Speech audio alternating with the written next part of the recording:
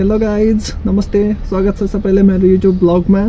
आज म यो गाडी महिन्द्रा स्कर्पियोको यसको हामीले इन्जिन हैन माथिको बडी नयाँ हालेका थियौँ र यसको चाहिँ इन्जिनमा सरसफाइ गर्नुपर्ने छ।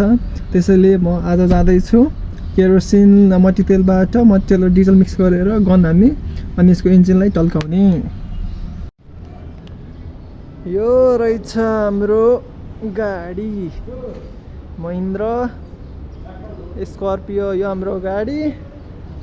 अनि यो रहेछ यो इन्जिनको कन्डिसन।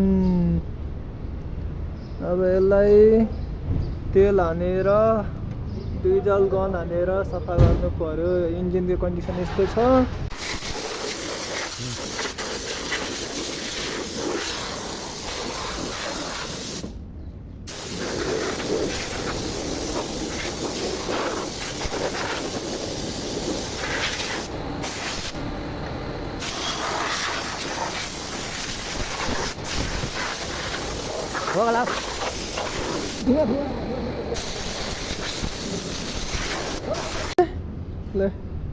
फाइनली गाइस जोंगर भाइको बिहे भएको छैन। फाइनली त्यति मेहनत गरेपछि गाडी एकदम इन्जिन झक्कास टल्किरहेछ गाइस। किनकि